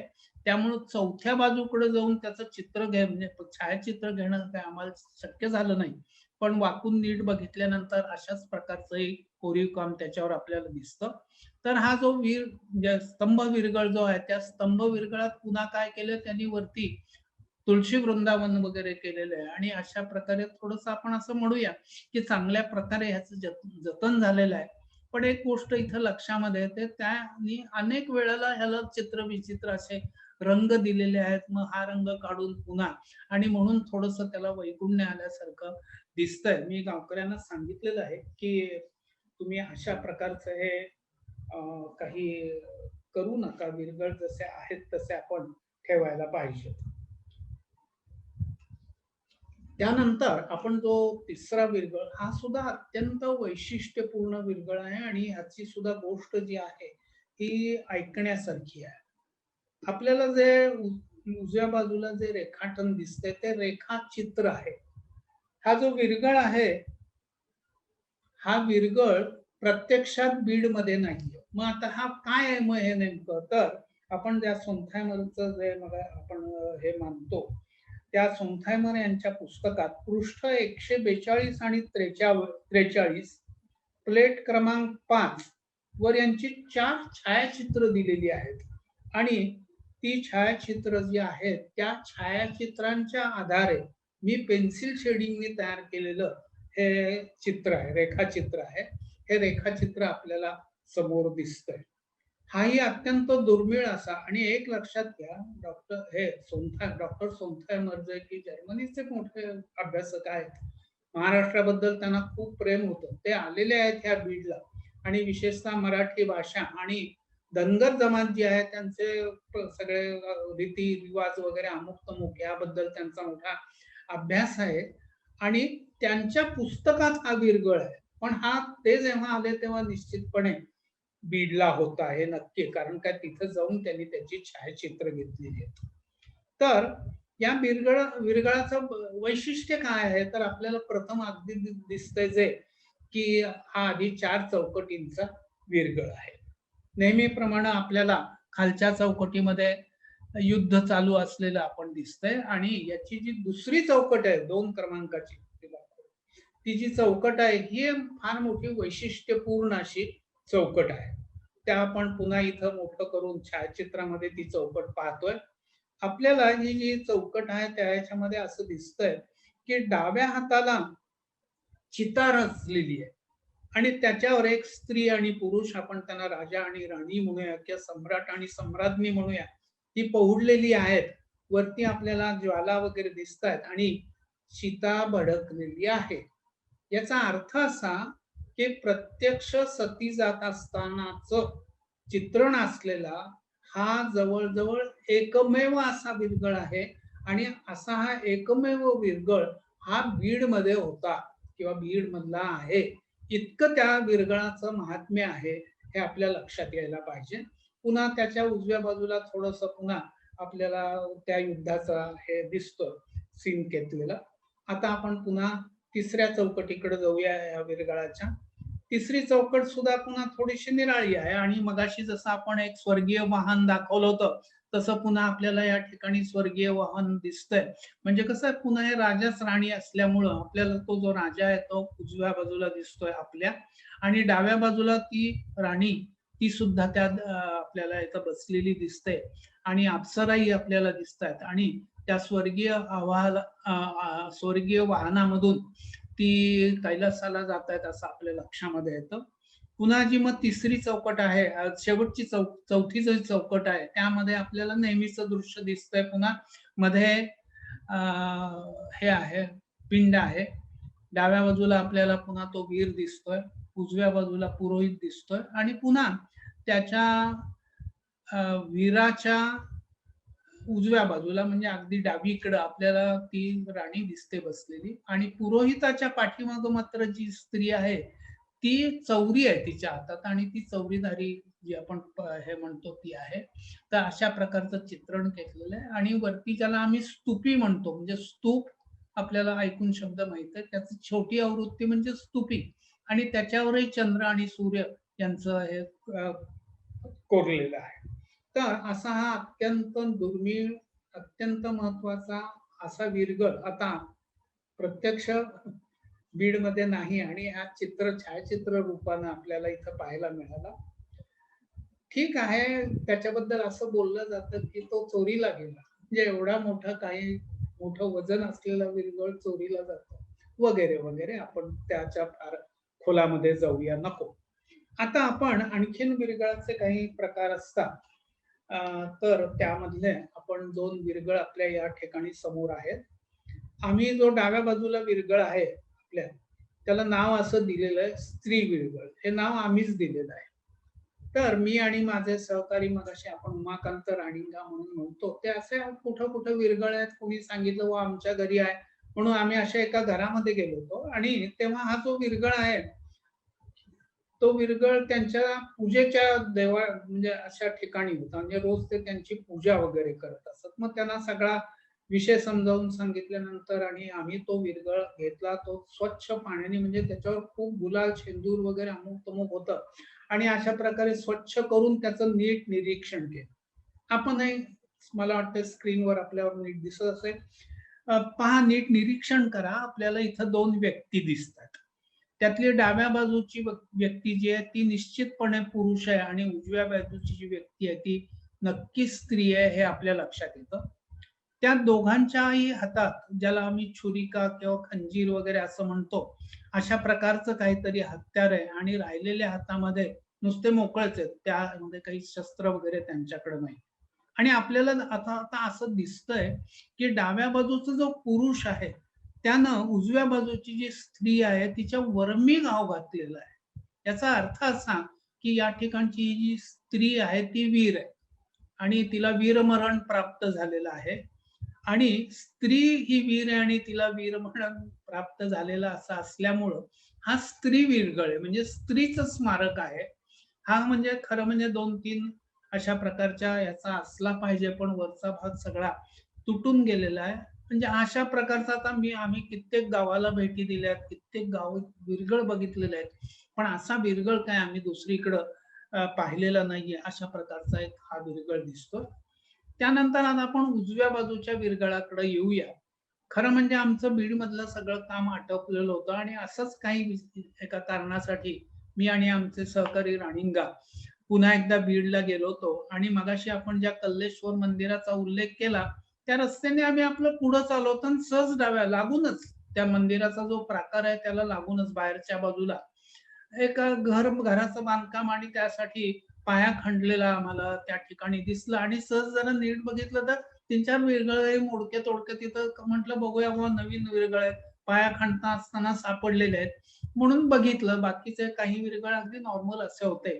आणि आता आपल्याला इथं जे काही दिसतंय, तो विरगळ आहे आणि बाकी वरचा सगळा भाग त्याचा फुटून आणि असा गेलेला आहे. इथं आपल्याला ह्या विरगळामध्ये खाली मध्ये म्हणजे या 2 विरगळांच्या मध्ये जे फ्रेम आहे, त्या ह्याच्यामध्ये असं दिसतंय, की डाव्या बाजूला वाघ आहे आणि उजव्या बाजूला जो कोणी आहे वीर, त्याच्यावर त्या वाघानं हल्ला केलेला आहे. तर हा आता त्याचा विरगळ केला आहे याचा अर्थ असा, की गावाचं वाघापासून रक्षण करत असताना हा विरगळाला वीरगती प्राप्त झालेली आहे. आणि अशा प्रकारचा अगदी ओबड-दोबड आणि म्हणून मग आम्हाला अशा गावाचं वाघापासून संरक्षण करणारा विरगळ म्हणून वाघाचा विरगळ असं आम्हीच त्याला नाव दिलेलं आहे. आणि सगळ्यात महत्वाची गोष्ट अशी, की हा विरगळ जेव्हा मी माझ्या लॅपटॉपवर झूम करून त्याचं हे पाहिल्यानंतर तुमच्या लक्षामध्ये ते झूम केलेलं छायाचित्र आपण अगदी उजव्या बाजूला दाखवलेलं आहे. तुम्ही पहा त्याला आम्ही ती ढाल आणि ढालच आहे ती. जी ढाल म्हणून आहे, ती इतकं कोरीव काम आणि सुबक अशी आहे, की आश्चर्य वाटावं, की म्हणजे विरगळ आता दिसतच आहे आपल्याला किती ओबड-धोबड आहे. पण त्या सगळ्या काय म्हणूया आपण त्याच्यावर झालेल्या आघातामधून ढाल मात्र अत्यंत कोरीव, लखलखीत आणि अशी अगदी छान कालच तयार केलेली वाटावी, इतकी फ्रेश अशी दिसते. आपल्याला मध्ये तुम्हाला दिसतंय, की मध्ये कोणीतरी पुरुष किंवा आहे, त्याच्या 2 बाजूला स्त्रिया असलेल्या दिसतात आणि जो कडेचा भाग आहे, कमळाच्या पाकळ्या असाव्याप्रमाणे नक्षीकाम आहे. असा एक वैशिष्ट्यपूर्ण असा वाघाचा विरगळ आपण पाहिलेला आहे. आता याच्यानंतर आपण जे पुढे जाणार आहोत, ते ह्या विरगळांबरोबर सतीशिळा नावाची सुद्धा शिल्प असतात. आणि सतीशिळा हे शिल्प म्हणजे सती गेलेल्या स्त्रीचा स्मरण राहावं म्हणून तिच्या स्मरणार्थ केलेली अशी या प्रकारची शिल्प असतात. त्याचा अगदी जो साधा प्रकार आहे तो आपण डाव्या बाजूला 2 हे बीड मधलेच सतीशिळा आहेत. एक गोष्ट इथं सांगावी वाटते, की हा जो बीड आहे, जो परिसर आहे त्याच्यामध्ये जवळ-जवळ 150 ते 200 विरगळ आहेत. पण सतीशिळा म्हणून जे दगड आहेत किंवा शिल्प आहेत, ती एक 8-10च असते. मग इतकं 150-200 वीरगती प्राप्त झालेले आहेत आणि सतीशिळा मात्र 8-10च आहे. त्याचा अर्थ असावा, की प्रत्येक घरातल्या वीराबरोबर त्याची बायको किंवा पत्नी ही काही सती जात नव्हती. आणि ही जी सतीची चाल आहे ती वरिष्ठ समाजामध्ये असावी आणि म्हणून अशा वरिष्ठ समाजामधल्या काही स्त्रिया सती गेलेल्या असाव्यात आणि त्यांच्या स्मृती प्रित्यर्थ या सतीशिळा नावाच्या शिल्पांची उभारणी केलेली असावी. आता त्याचं थोडंसं मी वर्णन सांगतो तुम्हाला, की आपल्याला इथं सतीशिळा ही दिसते. तर या सतीशिळेमध्ये आपण जर नीट बघितलं किंवा विशेषतः मधली जी सतीशिळा आहे, ती जर आपण नीट बघितलं तर आपल्याला उजव्या बाजूला असा खांब दिसतो आणि त्या खांबामधून त्या सतीचा हात बाहेर पडलेला आहे. दंडामध्ये वाकी वगैरे असल्यासारखा एक दागिना आहे. त्यानंतर काटकोनात कोपरात वाकलेला जो हात आहे त्या मनगटावर म्हणजे ज्याला आपण चुडा असं म्हणतो अशा बऱ्याच बांगड्या घातलेल्या आहेत. आणि जे हात आहे हा हाताची वास्तविक बोट अगदी सडपातळ लांब बोट दाखवली जातात, ती पुढं नंतर दाखवतो. अशा प्रकारचा तो तळ हात दाखवलेला असतो आणि त्या तळ हातावर कमळाचं पुष्प म्हणजे कमळ पुष्प काढलेलं असतं. आपण त्याच्याही डाव्या हाताला तेच पाहत आहोत. आणखीन एक तिथं आपल्याला मध्ये काहीतरी दिसतंय, ते कलश आहे आणि स्वर्गारोहणाचं प्रतीक म्हणून तो कलश असतो. इथं आई विरगळावर तो सती शिळेवर असला पाहिजे. आणि त्या डाव्या हाताच्या खाली तुम्हाला आता काय दिसतंय पहा. पुन्हा आपल्याला असं दिसतंय, की जो डाव्या बाजूला आहे तो वीर आहे आणि उजव्या बाजूला जी बसलेली आहे ती त्याची पत्नी आहे. ते नमस्कार आसनात बसलेले आहेत आणि साधनेमध्ये निमग्न झालेले आपल्याला दिसतात. आणखीन एक गोष्ट असं असते, की पती आणि पत्नी दाखवलेत त्यांच्यामध्ये चंद्रकोर असते आणि पतीचा जो इकडचा हात आहे म्हणजे आपला बघतोय त्याच्या डाव्या बाजूला सूर्यही असतो आणि पुन्हा चंद्र आणि सूर्य म्हणजे हा चंद्र दिवा करू आमची किंवा या स्त्रीची काय कीर्ती म्हणून आपण लक्षात राहावी, तिचं स्मरण व्हावं म्हणून ते काढलेले असतात. तर अशा ह्या एक 8-10 सतीशिळा एकूण ह्या परिसरामध्ये आपल्याला आहेत असं लक्षात येतं. आता यांचं हे झाल्यानंतर एक अत्यंत दुर्मिळ आणि अतिशय मला आवडणारी अशा प्रकारचं एक शिल्प आहे. त्याला आम्ही सतीचा वैशिष्ट्यपूर्ण विरगळ, सतीशिळा नाही म्हणत आहोत आम्ही त्याला. आम्ही त्याला सतीचा वैशिष्ट्यपूर्ण विरगळ असं म्हणतोय. मला याची सगळी कथा तुम्हाला सांगायला खूप आवडेल. साधारण हा जो विरगळ आहे तो 45 सेंटीमीटर बाय 60 सेंटीमीटर म्हणजे 45 सेंटीमीटर रुंदी आणि 60 सेंटीमीटर उंची आणि ज्याला आम्ही गजगी रंगाचा उत्तम प्रतीचा दगड म्हणजे हे शिल्प मी जेव्हा बघितलं तेव्हा आज आम्ही बघायला येणार म्हणून जणू काही कालच अगदी तयार करून तिथं फ्रेश आणून ठेवलेलं, इतकं फ्रेश अशा प्रकारचं हे शिल्प आहे, उत्तम अगदी. तर ते गजगी रंगाच्या उत्तम शिळेच्या प्रतीच्या दगडामध्ये कोरलेलं आहे. आता आपण या शिल्पाचं थोडंसं वर्णन काय आम्ही याला विरगळ का म्हणतोय तर पुन्हा नेहमीप्रमाणे खालच्या चौकटीमध्ये आपल्याला युद्ध चालतंय. पुन्हा पहा इथं म्हणजे कसं अनेक गोष्टी असतात, अनेक प्रकारे त्यांचा अभ्यास करता येतो, की उजव्या बाजूला जे दाखवलेले आहेत त्यांच्या हातात ढाल तलवार आहे आणि डाव्या बाजूला जे आहेत त्यांच्या हातात धनुष्यबाण आहे. असो, तर अशा प्रकारचं युद्ध तिथं चाललेलं आहे. म्हणजे पहिल्या चौकटीत जो युद्धाचा प्रसंग असतो तो युद्धाचा प्रसंग आहे म्हणून आम्ही याला विरगळ म्हणतो. त्यानंतर दुसऱ्या चौकटीत जी दिसते, तुम्हाला काय दिसतंय पहा. मी एकदा सांगतो. त्याच्यात अलंकृत असा आपल्याला अश्व दिसतोय. त्या अश्वाच्या पाठीवर कोणीतरी बसलेलं आपल्याला दिसतंय. त्याचा जो उजवा हात आहे तो उजवा हात आपल्याला दिसतोय आणि तो कोपरात बरोबर काटकोनात वाकलेला आपल्याला दिसतोय. त्यानंतर त्या घोड्याच्या पाठीमागे आणखीन एक व्यक्ती आपल्याला दिसते आणि तिच्या हातात चौरीच आहे ती आणि अशा प्रकारची त्यांची काहीतरी मिरवणूक आहे आणि ती कुठं चालली वगैरे. प्रथम जेव्हा बघितलं तेव्हा आणि कितीतरी दिवस ह्याच्यावर हे नेमकं काय असेल हे काही आमच्या लक्षात येत नव्हतं. पहिल्यांदा तर आधी घोड्यावर जो बसलेला आहे तो वीरच आहे असं आम्ही समजून चाललो होतो आणि हा वीर कुठं कशाला चाललाय काय कळेना, का घोड्यावर बसून तो कैलास गमन करतोय अशी काहीतरी आमची आणि कल्पना होती. असो, पुन्हा मी त्याच्याकडे येणार आहे आणि पुन्हा आपल्याला वरच्या भागामध्ये दिसतंय ते अत्यंत रेखीव असं आपल्याला पहिल्यांदा उजव्या बाजूला खांब नाहीये इथं, फक्त तो दगडातनं हात बाहेर पडलाय. दंडामध्ये आपल्याला वाकी दिसतात, नंतर मनगटामध्ये चुडा भरलेला दिसतोय आणि इथं पहा नीट की असेल बहुधा असेल लांब सडक बोट असलेला त्यांचा तो हात दाखवलेला असतो आणि इथं हाताचा जो तळवा आहे त्याच्यावर कमल पुष्प असलेलं आपल्याला अगदी नेमकेपणाने दिसतंय. त्यानंतर नेमकेपणाने त्या हाताच्या डाव्या बाजूला आपल्याला दोन व्यक्ती दिसतात. नक्की स्त्री कोणची पुरुष कोणची हेही आपल्या लक्षामध्ये येत आहे. याच्यावर पाहता चित्रण जर तुम्ही नीट बघितलं तर स्त्री आणि पुरुष आहेत त्यांच्या दोघांच्या मध्ये चंद्रकोर आपल्याला दिसते, ठळकपणे दिसते चंद्रकोर. आणि हा जो वीर आहे त्याच्या किंवा आपण पाहतोय त्याच्या डाव्या बाजूला तिथं सूर्य आहे, चंद्र सूर्य वगैरे, त्याचं आपण काय असतं नेमकं ते पाहिलेलं आहे. तर असा हा विरगळ, मग त्याचं हे वर्णन, आणि असंही मी लिहून सुद्धा टाकलं होतं अहवालामध्ये की बुवा हे मध्ये तो घोडा वगैरे हे काय प्रकरण काही लक्षामध्ये येत नाही. मग असंच एकदा पुन्हा काही कारणास्तव आम्ही जेव्हा बीडला गेलो होतो, तेव्हा आम्ही राजाराम वरुटे यांच्या घरी गेलो आणि त्यावेळेला तिथं आई होत्या आणि आमची चर्चा वगैरे असं चालू होतं. आणि पुढे त्या चर्चेत असंही लक्षामध्ये आलं की आपण त्याचं छायाचित्र दाखवा पुढच्या ह्याच्यात. त्याचं आपण छायाचित्र बघूया की हे जे इथं आपल्याला छायाचित्र दिसतंय, या वरुट्यांचीच ही जागा आहे. वडतळी असं त्याचं त्याचं नाव आहे. आणि आपल्याला इथं एक हे जे मंदिर दिसतंय डाव्या बाजूला, हे डाव्या बाजूला मंदिर आहे ते सती मंदिर आहे. आणि हे वरुट्यांच्या घराण्याचं सती मंदिर आहे. अशीच एवढी चांगली नाहीत पण आणखीन 2 सती मंदिरं ही तुळशी नदीच्या काठाला आणखीन 2 अशी 3 सती मंदिरं आपल्या बीडमध्ये दिसतात, आपल्याला आढळून येतात. तर ते सती मंदिर आहे. त्याच्या इकडे डाव्या आणि पायऱ्या ज्या दिसतात तुम्हाला, त्याच्या डाव्या आणि उजव्या बाजूला असं अगदी उत्तम असे 2 विरगळही त्या ठिकाणी आहेत. मग ह्या सती मंदिरावरून आमची चर्चा, म्हणजे हा सती मंदिर आपण पाहिलं, तर या मग सती प्रथा वगैरे ह्याच्यावर आम्ही त्यांच्या घरी चर्चा करत होतो वरुट्यांच्या.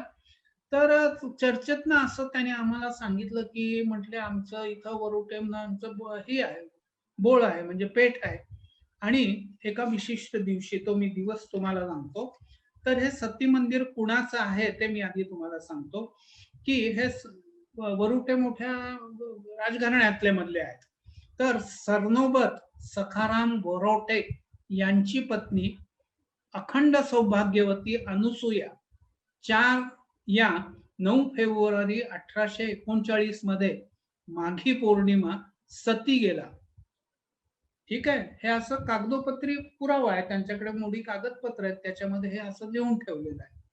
आपल्याला सगळ्यांना माहिती आहे की सतीचा कायदा 1829 सालीच राजा राममोहन राय यांच्या प्रयत्नानं झालेला होता.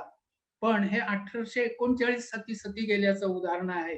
तेव्हा 10 वर्ष जरी होऊन गेली, असा काही कायदा झालाय ही काय म्हणूया आपण बातमी बीड पर्यंत पोहोचलेली नसा.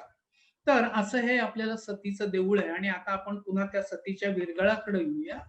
आणि असं सांगितल्यानंतर ती जी चर्चा चालू होती, त्या चर्चेमध्ये त्यांनी आम्हाला सांगितलं की आम्ही मग सगळी या वरुट्यांच्या घराण्यातल्या ज्या स्त्रिया आहेत, मग ते वरुट्यांचं म्हणून जी काही आळी आहे तिथं, त्यामध्ये ह्या माघी पौर्णिमेला सगळ्या स्त्रिया म्हणजे काय नटून थुटून सौभाग्य लेणी वगैरे लिहून असं त्या सती मंदिराकडे जातात. तिथं त्या सती मंदिरात त्या सतीची आठवण करून तिची पूजा अर्चा वगैरे असा प्रकारचा कार्यक्रम चालतो.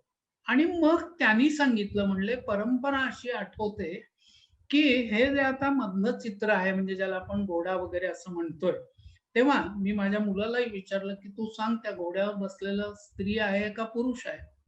हाच प्रश्न आम्ही त्यावेळेला अनेक जणांना विचारला. आणि आता सर्वानुमते असं ठरलेलं आहे की त्या घोड्यावर बसलेली जी व्यक्ती आहे ती स्त्री आहे. आणि बाकीच्या जसं सतीशिळांच्यावर आपल्याला तिचा उजवा हात कोपरात मोडलेला 90 अंशाचा कोन करणारा तसा तो उजवा हात आहे. आणि ती सगळ्या गावकऱ्यांना म्हणजे टाटात अच्छा करूया म्हणत, दुवा देत म्हणूया आपण, ती स्वर्गारोहणाला चाललेली आहे. अशा प्रकारचं तिचं ती फेरी ती गावातनं, म्हणजे कल्पना अशी आहे किंवा परंपरा अशी आहे की ती गावातनं फिरत असते, म्हणजे तिची मिरवणूक निघालेली असते. आणि तिचा जो डावा हात आहे त्याच्यामध्ये तबक आहे आणि त्या तबकामध्ये विडा, पानाचा विडा ठेवलेला असतो. आणि ती अशा आविर्भावात ती गावामधनं जात असते की मी माझ्या पतीच्या पाठीमागे आता सती जाणार आहे.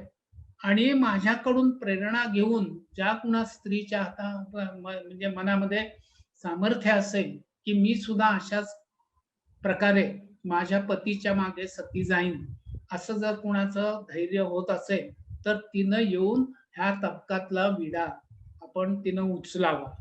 तर हे जे सगळं हा तबक आणि वगैरे वगैरे त्याला ते हातामध्ये सतीचं वाण असं म्हटलं जातं. आणि हे सतीचं वाण हातामध्ये घेणं अशी म्हण मग आपल्याकडे पडलंय, ही साधी सोपी गोष्ट नसते. त्याला फार मोठं धैर्य असं लागतं. तर ते सतीच्या वाणाचं चित्रीकरण करण्याचं अशा प्रकारचं ते शिल्प आहे. आणि हे सगळं ऐकल्यावर आम्ही मग अहवालामध्ये सुद्धा तो सगळा बदल करून त्या पद्धतीने आपण त्याची मांडणी अहवालामध्ये सुद्धा केलेली आहे. तर असं एक अत्यंत चांगलं छान असं शिल्प आपल्याला पाहायला मिळालेलं आहे. आता आपण हा जो आता आपण आपल्या हा जो प्रकल्पाचा शेवटचा भाग आहे तो म्हणजे बीड आणि बीडमध्ये सापडणारी सुवर्ण नाणी. या संदर्भामध्ये आपण असं लक्षात घ्या की इतिहास लेखन संदर्भात नाण्यांना अपरंपार असे महत्व आहे. बीडमध्ये आजही सुवर्ण नाणी सापडतात, पण ही सापडण्याची पद्धत थोडीशी निराळी आहे. म्हणजे सुवर्ण म्हणजे आपण कुठेतरी पुरून ठेवलेलं, हंड्यामध्ये असलेलं, मडक्यामध्ये असलेलं असं सापडलं असं नाहीये. ही नाणी आजही सापडतात आणि ती कधी उसाच्या पातीवर सापडतील, वाऱ्याबरोबर उडून घराच्या कौलावर सापडतील किंवा रोज आपली बसण्याची जागा आहे तिथं सापडतील. अशा प्रकारे एका वेळेला एकच नाणं सापडतं. त्यातही पुन्हा असं आहे की गावकरी असं म्हणतात की ही नाणी मृग नक्षत्र ते स्वाती नक्षत्र या काळातच सर्वसाधारणपणे सापडतात आणि तीही बीडच्या वेशीच्या आतच सापडतात. आणि या संदर्भात हे गावकरी एक आपल्याला प्रश्न विचारतात की नेमकी ही असं का, म्हणजे असं इतक्या आता राजे होऊन गेले, त्यांच्या राजधान्यांची गावं ही आहेत, शहर आहेत, पण हे फक्त बीडमध्येच का घडतं, की बीडमध्येच अशी नाणी का सापडतात? त्यांच्या या प्रश्नाचं उत्तर देण्याचा प्रयत्न आपण नंतर करूया. तर या बीडच्या नाण्यांच्या संदर्भामध्ये मी तुम्हाला थोडीशी माहिती सांगणार आहे. तर आपल्याला आता जे अगदी प्रथमच जे नाणं आपल्याला डिस्कस करायचं ते म्हणजे आपल्याला इथं स्क्रीनवर दिसतंय. आपण नीट आधी पहिल्यांदा ह्या नाण्याचं निरीक्षण करूया. हे अशा प्रकारची फक्त 2 नाणी बीडमध्ये आतापर्यंत सापडलेली आहेत. आणि मग ही नाणी लोकांनी अवलोकनही केलेली आहेत. मग हे काय कशाचं कोणाचं चित्र आहे, मग कोण मारुती आहे म्हणतोय, कोण गणपती आहे म्हणतोय, वगैरे वगैरे. तेव्हा आधी मुख्यतः हे कशाची प्रतिमा आहे हे समजून घेणं महत्वाचं आहे. म्हणून आता आपण असं बघूया की म्हणजे असंच ह्या संदर्भामध्ये डॉक्टर देगलूरकर सरांच्या घरी जेव्हा आम्ही चर्चा करत बसलो होतो हे चित्र समोर घेऊन, तेव्हा एकदम सर मला म्हणाले की अहो दामले सर, तुमच्या लक्षात येतंय का? म्हटलं काय सर? नाही म्हटले, याच्या 2 खांद्यामधून जे कोणी आहे त्याच्यामधून पंख बाहेर आलेले दिसतात. मग पंख, मग आम्हाला तो चेहरा त्याचा जो मारुती सारखा वाटत होता तो न वाटता आता ती चोच असल्यासारखी आम्हाला वाटायला लागली. नंतर मग त्या डोक्यावर 3 आपल्याला टिंब दिसतात. त्यातल्या एका टिंबामधनं एक आपल्याला शेंडी बाहेर पडलेली दिसते. त्या शेंडीच्या सुद्धा टोकाला पुन्हा एक टिंब आहे. त्यानंतर जो उजवा हात आहे तो छातीपाशी त्यांनी मोडून धरलेला दिसतोय आपल्याला. आणि डावा जो हात आहे त्या डाव्या हातामध्ये आपल्याला सर्प स्पष्टपणे दिसतोय. आणि अगदी खूपच निरीक्षण केलं तर आपल्या असं लक्षामध्ये येतं की तो जो कोणी आहे त्याच्या पायापाशी आपल्याला एक मानवाकृती पहुडल्यासारखी आपल्याला दिसते. तर हे या नाण्या संदर्भामधलं निरीक्षण आहे. आणि आता मग सांगतो मी की तुम्हाला की हे सगळं जे वर्णन आणि जे काय करतोय त्याच्यावरून हा गरुड पक्षी असावा किंवा गरुडाचं हे अंकन केलेलं असावं असं आम्ही त्याचा एकूण अंदाज बांधलेला आहे. आता हा गरुड कसा काय नाण्यावर, तर आपण शिलालेखांच्या संदर्भामध्ये जे आपण थोडंसं वर्णन पाहिलं त्याच्यामध्ये त्या यांच्या पुस्तकामधला 60 क्रमांकाचा लेख जो बघितला आणि त्याच्यामध्ये 3 तांब्याचे पत्रे आहेत आणि त्याच्यावर लेख आहे वगैरे वगैरे, ते 3 पत्रे जोडलेले आहेत आणि त्याला गरुड जे चिन्ह आहे ते गरुड चिन्हही त्याला जोडलेले आहे. आणि मी त्यावेळेला म्हटलं होतं की याचा आपण नाण्याच्या संदर्भात कसा संबंध आहे तो आपण नंतर पाहू. तर शिलार राजांचं गरुड हे राजचिन्ह आहे आणि इथं सुद्धा आपल्याला जे नाणं बीड मध्ये सापडतंय त्या ह्याच्यामध्येच इथे गरुडाचं अंकन आहे. हा त्याचं महत्व आणि वैशिष्ट्य असं आहे.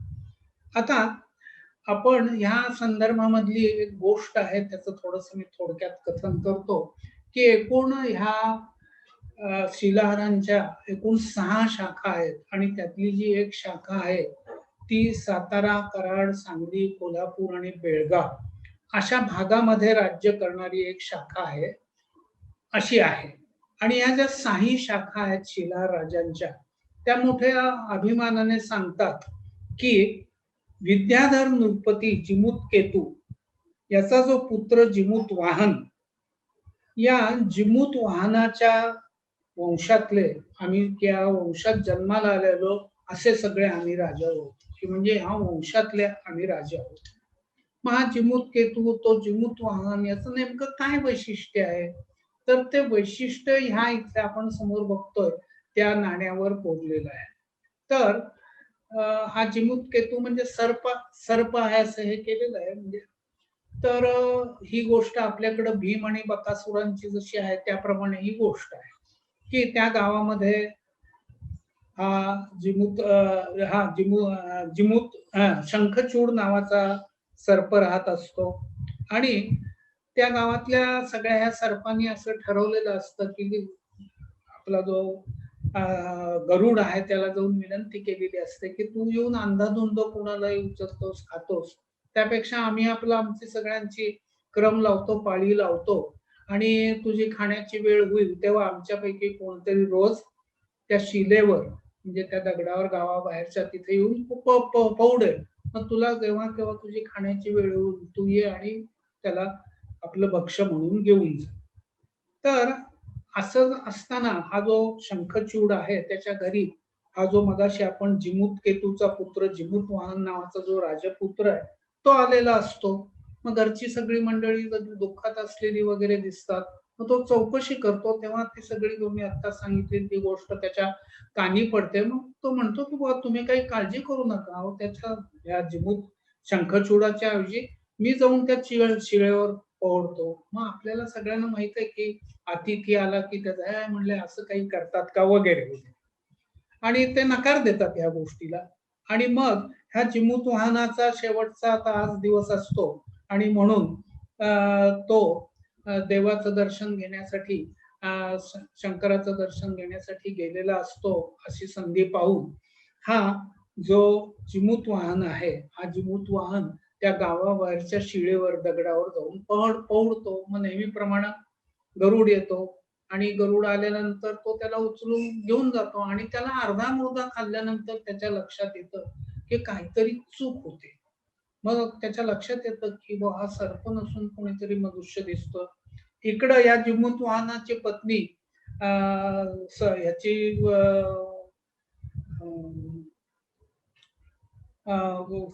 प्रार्थना करत असते आणि मग त्या प्रार्थनेला प्रसन्न होऊन ती देवी येते आणि जिमूत वाहनाला त्या जिवंत करते. अशी ही सगळी गोष्ट आहे. आणि या गोष्टीचं तात्पर्य एवढंच आहे की या शंखचूड नावाच्या सर्पाचे प्राण वाचवण्यासाठी जो जिमूत वाहन त्या शिलेवर जाऊन त्या सर्पाचा आहार म्हणून पहुडला, याच्यात शिला आणि त्याच्यावर जाऊन तो जिमूत वाहन जो आहे तो आहार म्हणून जाऊन झोपला आणि त्या शंखचूड सर्पाचे प्राण वाचावेत म्हणून बळी गेला, असं धैर्य ज्यानं दाखवलं किंवा अशी ज्यानं कृपा केली त्या याच्यावर, तो शिलेवर आहार म्हणून पडलेला म्हणून शिलाहार असं त्या वंशाला नाव मिळालं. आणि अशा या शिलाहार वंशाचं त्यांना अभिमानही वाटत होता आणि त्या अशा शिलाहार वंशातले आम्ही सगळे आहोत राजे, असे ह्या शिलाहार ज्या एकूण ज्या 6 शाखा आहेत त्यामधले लोक अभिमानाने सांगतात आणि त्या सर्व शिला लेखांच्या मध्ये असा ते उल्लेख करतात. अशा प्रकारचं हे नाणं आहे.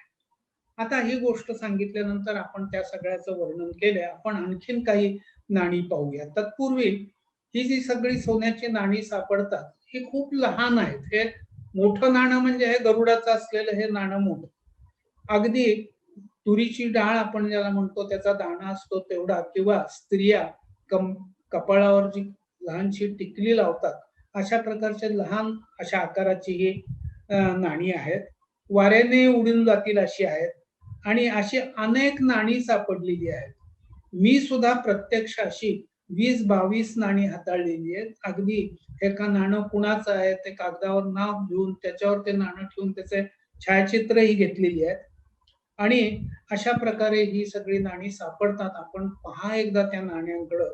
ही सापडलेली नाणी आहेत. पॉलिश-बिलिश करून वगैरे अमुक-तुमुक असं काहीही नाहीये. इतकी ती चकचकीत, शुद्ध, तेजस्वी अशा प्रकारची नाणी आपल्याला दिसतात. यातलं आपण आता जे गरुडाचं नाणं बघितलं, त्या नाण्याचं वजन साधारणपणे 707 मिलीग्रॅम आहे. त्याचा जो व्यास आहे तो 7 ते 7.5 इतके मिलीमीटर असा आहे. 2 नाणी आहेत. एका नाण्याचं वजन 770 आहे, दुसऱ्या नाण्याचं वजन 740 एवढं आहे. आता आपण पुन्हा ती सगळी नाणी बघूया. मी तुम्हाला या ठिकाणी दाखवतो की याच्यामध्ये आपल्याला एक 5.5 असं जे लिहिलेलं आहे ते नाणं तुम्ही पहा की ते नाणं आपल्याला जर तुमच्या लक्षात येईल, नीट पाहिलं तर अलंकारिक अशा हत्तीचं नाणं, त्या हत्तीचं प्रतिमा असलेलं अशा प्रकारचं नाणं आहे. आणि त्याची जी दुसरी बाजू आहे त्याला पानं फुलांची अशी वेलपट्ट्या असलेलं अशा प्रकारचं ते नाणं आहे. त्यानंतर आपण जर 5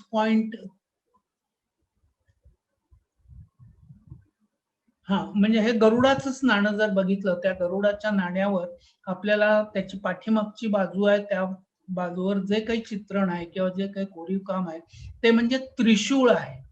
आणि ह्या त्रिशूळाच्या खाचेमध्ये एका बाजूला सूर्य आणि एका बाजूला चंद्र असा कोरलेला आहे. आणि अशाच प्रकारचं अतिशय लहान नाणं, मी सांगितलं की जसं टिकली लावतात तसं नाणं आपल्याला 5.9 हे जे दाखवलेलं आहे ते नाणं आहे पहा. अगदी म्हणजे सांगितलं ना 3 मिलीमीटर इतकंच त्याचा व्यास आहे. पण इतकं सौंदर्यपूर्ण आणि जे त्याच्यावरचं एकूण कोरीव काम आहे ते इतकं चांगलं आहे आणि आपल्याला ते त्रिशूळच त्या ठिकाणी दिसतोय, चंद्र सूर्यही आपल्याला दिसतात आणि त्याच्या खाली 7 टिंबही आपल्याला दिसतात आणि तांबडा रंग दिसतोय. तर ही सगळी नाणी आता लोक देवपूजेमध्ये ठेवलेली असते. त्याची जी दुसरी बाजू आहे ती सपाट अशीच आहे. तर अशा प्रकारची ही सगळी अत्यंत तेजस्वी आणि अत्यंत शुद्ध अशा प्रकारची नाणी आपल्याला बीडमध्ये सापडतात. आता याच्याच बरोबर आणखीन 2 गोष्टी आपल्याला इथं दिसत आहेत. एक म्हणजे ते सापच, एक म्हणजे आपल्याला या ठिकाणी पहा एक नागाचं आपल्याला प्रतिकृती दिसते या ठिकाणी आणि तो इतका अग्रेसिव्ह असा नाग आहे, फणा काढलेला आणि साधारण त्याचं जे हे आहे ते जवळजवळ 5-6 सेंटीमीटर लांबीचा असा आहे आणि असा तो सोन्याचा नाग आहे, तो सापडलेला आहे.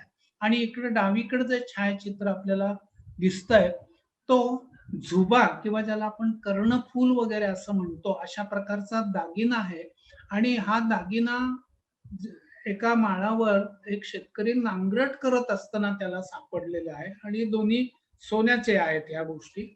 तर यावरून सगळं आपल्याला असं लक्षामध्ये येतं की या कलापूर्ण वस्तू आणि सोन्याची नाणी बीडमध्ये, बीड येथे शेत नांगरत असताना सापडतात. याच्यावरून बीड ही भोज राजाची राजधानी होती असं जे ग्रामस्थ आपल्या बोलण्यात येतं त्याला दुजोरा मिळतो.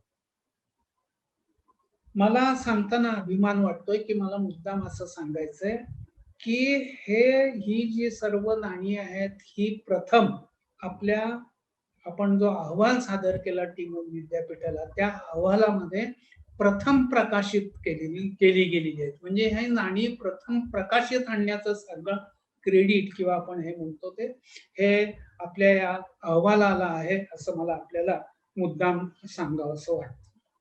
तर अशा प्रकारे आपण आपल्या अहवालाचे जे 4 मुद्दे होते हे माझ्या परीने जितके डिस्कस करता आले, तुम्हाला सांगता आले तितकं सांगितलंय. आपण आता थोडासा या गोष्टीचा काय करूया, समारोप करूया. आता एखादा आपण प्रकल्प काम करतो, तो प्रकल्प किती यशस्वी होतो याचं आता तुम्हाला थोडंसं निवेदन करतोय. ते म्हणजे असं की आम्ही अनेक वेळेला ह्या सगळ्या संशोधनाच्या निमित्ताने बीडला जात असो तेव्हा गावकरी नेहमी आम्हाला एक विनंती करत असत की सर तुम्ही बाकी सगळं ठीक आहे, तुमचा जो काय अहवाल आहे तो वगैरे सादर करा, पण हे जे सगळं तुम्ही काही करताय त्याचा इतिहासाचं एक आम्हाला पुस्तक तुम्ही निर्माण करून दिलं पाहिजे. 15 साली आपण अहवाल टीमवीला सादर केला आणि मी मनाशी संकल्प केला होता, की 1 वर्षाच्या आत आपण गावकऱ्यांच्यासाठी म्हणून हे आपण याचं एक पुस्तक केलं पाहिजे आणि आपल्याला इथं त्या पुस्तकाचं डाव्या बाजूला आपल्याला मुखपृष्ठ आपल्याला दिसतंय. लिहिलेलं आहे कसबा बीड एक ऐतिहासिक नगर आणि तालुका करवीर जिल्हा कोल्हापूर. त्याच्यावरही त्या गरुडाचं नाणं आहे. त्यानंतर हत्तीचं नाणं आहे. खाली स्तंभ विरगळामधला एक विरगळ आहे आणि मग कल्लेश्वर महादेवाचं देऊळ आहे आपल्याला दिसतं.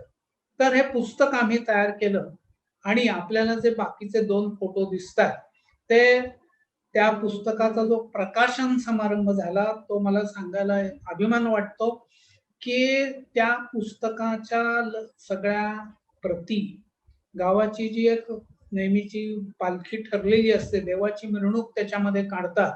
तर त्या जो आम्ही कार्यक्रम केला त्याच्या पुस्तक प्रकाशनाचा, तो आम्ही बीडमध्येच केला. त्या कार्यक्रमाला प्रमुख पाहुणे म्हणून आपले पाटील चंद्रकांत दादा पाटील हे आलेले होते आणि वरती आपल्याला थोडंसं पालखीचंही दृश्य दिसतंय. त्या पालखीमध्ये पुस्तकांच्या प्रती ठेवलेल्या आहेत आणि गावाच्या वेशीपासून त्या कल्लेश्वराच्या मंदिरापर्यंत अशी मिरवणूक वगैरे निघालेली आहे. म्हणजे अक्षरशः त्यावेळेला डोळ्यातून अश्रू म्हणजे इतकं सार्थक व्हावं एखाद्या गोष्टीचं आणि अशा प्रकारचा अनुभूती किंवा अनुभव मला आलेला आहे. तर अशा प्रकारे हे आमचा तो सोहळा झाला आणि आपण जो खाली मोठा हे फोटो दिसतोय त्या डाव्या बाजूला तुम्हाला डॉक्टर मंजिरी भालेराव दिसतात. त्यानंतर डॉक्टर देगलूरकर आहेत, चंद्रकांत दादा पाटील आहेत, त्याच्यानंतर मी आहे आणि बाकी आणखीन गावातली मान्यवर मंडळी आपल्याला दिसतात आणि अशा प्रकारचा फार म्हणजे काय म्हणतो आपण सौंदर्यपूर्ण आणि अशा प्रकारचा कार्यक्रम त्या ठिकाणी झालेला आहे आणि अशा रीतीने ह्या पुस्तकाचं प्रकाशन झालेलं आहे. आणि पुढची एक गोष्ट सांगतो, की हे जे पुस्तक आहे, या पुस्तकाला आमच्या ग्रंथोत्तेजक सभेचं पारितोषिक तर मिळालंच, पण मसाप म्हणजे महाराष्ट्र साहित्य परिषद जी आहे, या महाराष्ट्र साहित्य परिषदेचं महामहोपाध्याय दत्तो वामन पोद्दार यांचा पुरस्कार ह्या पुस्तकाला झालेला आहे. मला मोठा अभिमान वाटतो सांगायला, की दत्तो वामन पोद्दार अशा व्यक्तीचं नाव माझ्या ह्या पुस्तकाला जोडलं जावं आणि अशा प्रकारचा एकूण या पुस्तकाचा आणि अनुषंगानं मी हा जो सगळा प्रोजेक्ट केला, या प्रोजेक्टचा एक प्रकारे सन्मान झालेला अशा प्रकारचा सन्मान आणखीन कोणची डिग्री मिळून होणार नाही अशा प्रकारचं हे कार्य झालंय. मला खूप कृतज्ञता वाटते आणि ह्या कृतज्ञता म्हणून मी आपणा सर्वांचे मनःपूर्वक आभार मानतो, धन्यवाद देतो आणि मगाशी आपण पाहिलं नाही, पण ही जी आपल्याला इथे डाव्या बाजूला चित्र दिसते ते दीपमाळेचं चित्र दिसतंय आणि मी इतकंच सांगेन पुन्हा मला असं म्हणावंसं वाटतं, की मी हे सगळं 72 वर्षाचं असताना केलंय. म्हणजे मी एक पूर्ण नवीन करियर निवृत्त झाल्यापासून जगलेलो आहो आणि मी असं मानतो, की आमच्या एका पद्यामध्ये एक शेवटचं त्याचं हे आहे तुकडा, तो म्हणजे कार्यमग्नता जीवन व्हावे, मृत्यू ही विश्रांती. माझं पुढचंही आयुष्य असंच जावं अशी अपेक्षा करून आपल्या सर्वांचे पुन्हा आभार मानून मी थांबतो.